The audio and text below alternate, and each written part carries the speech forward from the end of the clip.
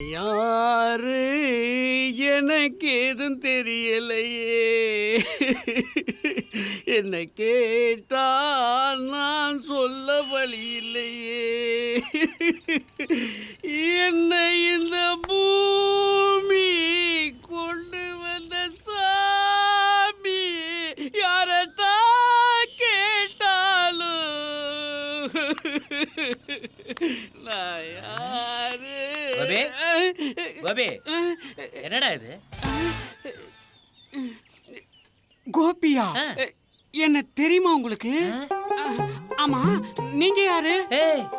நான் தானே உன் ஜோசியக்காரன். நீங்க ஜோசியக்காரனா இருங்க, இல்ல ஜோதிலட்சுமிக்கு வீட்டுக்காரனாவது இருங்க. நீங்க யாரு? என்ன தெரியுமா உங்களுக்கு? என்னடா ஆச்சு உனக்கு? என்ன பிரச்சனை இருந்தாலும் என்கிட்ட வந்து நீங்க தான் காப்பாத்தணும், நீங்க தான் காப்பாத்தணும் சொல்லுவ. இப்ப என்ன பார்த்து யாருன்னு கேக்குறியா?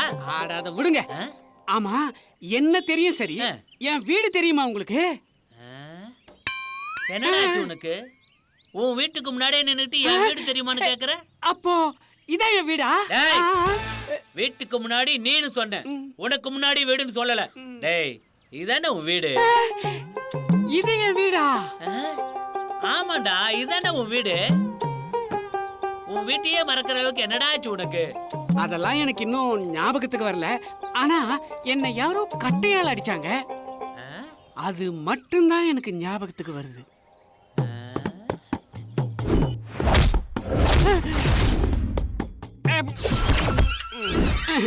இதான் நடந்தது. ஏண்டா, உன்னை யாரோ 2 பேர் கட்டையால அடிச்சாங்க, அதுக்கப்புறம் தான் எனக்கு இப்படி ஆயிடுச்சுன்னு சொல்றிய. உன்னை யார் அடிச்சாங்கன்னு கூட ஞாபகம் இல்ல? என்னைக்காவது எனக்கு ஞாபகம் வரும்னு நினைச்சுதான் நானும் யோசனை பண்ணிக்கிட்டே இருக்கேன். ஆனா இன்னை வரைக்கும், ஏன் இப்ப வரைக்கும் எனக்கு அது ஞாபகத்துக்கே வரல. அதனால தான் நான் யார் கூட பேசினாலும் அவங்கள மறந்துடக்கூடாதுன்னு ஒரு செல்ஃபி எடுத்து வச்சுக்குவேன். வாங்க, இப்போ உங்க கூடவும் சேர்ந்து ஒரு செல்ஃபி எடுத்துக்கிறேன். வாங்க. அட பாவி, உன் நிலைமை இப்படி கஜினி சூர்யா மாதிரி ஆகும்னு கொஞ்சம் கூட நினைச்சு பார்க்கலடா. ஏண்டா, போட்டோ மட்டும்தானா இல்ல உடம்பு பூரா பச்சை குத்திருக்கியா? அச்சயா, அப்படின்னா அது சரி. கமான் வாங்க, சிரிச்சுக்கிட்டே ஒரு போஸ் கொடுங்க. ஏய், அந்த போனை கொஞ்சம் கொடு. கொடுக்க மாட்டேன். இதுல தான் நான் யார் யார் கூட பேசினாங்கிறத போட்டோ எடுத்து வச்சிருக்கேன். நான் கொடுத்துட்டு நான் மறந்துடுவேன். நீ யார் யார் கூட போட்டோ எடுத்துருக்க நானும் பார்த்துட்டு கொடுத்துறேன்டா. இந்தாங்க.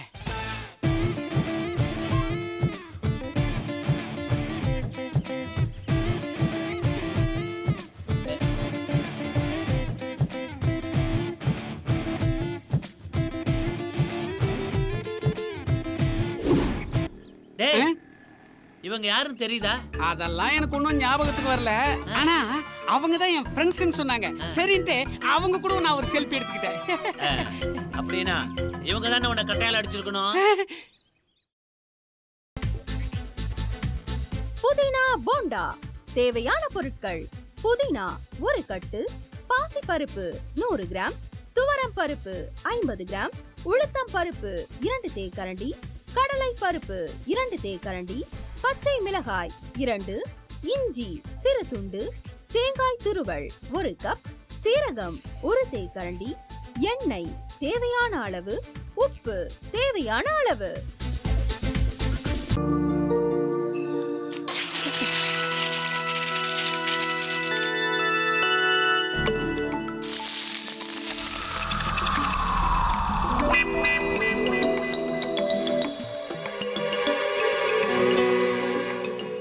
இந்த ஆம்லெட் பண்றதுக்குள்ள போதும் போதும் ஆயிடுது.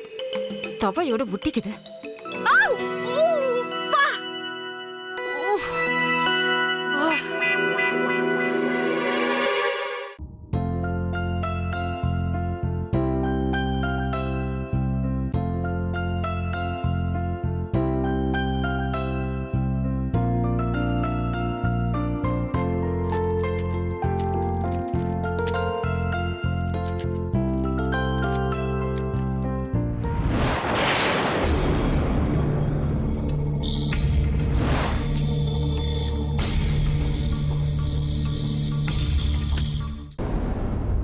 அமிர்தா இப்ப என்ன பண்ணிக்கிட்டு இருப்பாங்க?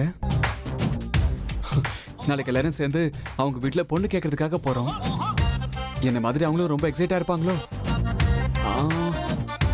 அதான் ஃபோன் நம்பர் இருக்கே, ஃபோன் பண்ணி கேட்டுடலாம்.